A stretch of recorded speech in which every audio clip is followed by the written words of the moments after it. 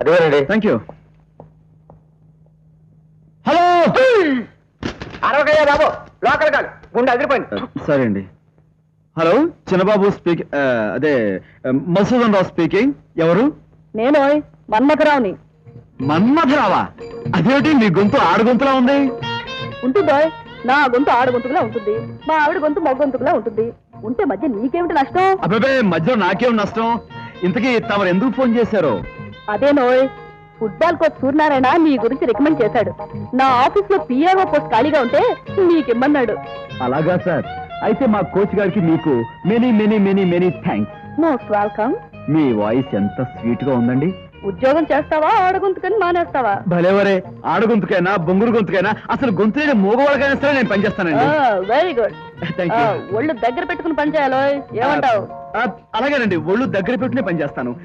ఏమండి, నేను ఎప్పుడు రావాలి, ఎక్కడికి రావాలి? సాయంత్రం రామకృష్ణ బీచ్ దగ్గరికి రా, అక్కడ మనం చూసుకుందాం. అలాగేనండి, మనం చూసుకుందాం. ఏమండి, ఒక నిమిషం అటు ఇటు అయినా మీరు ఎటు వెళ్ళకండి.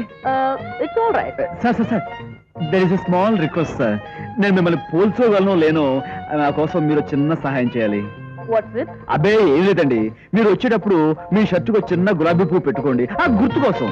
ఓ అలాగే, ట్రై చేస్తాం. థ్యాంక్స్ అండి, థ్యాంక్స్.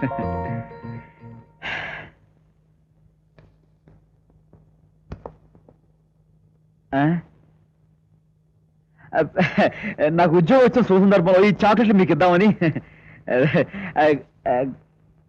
గొప్ప కొడిరా బాబు.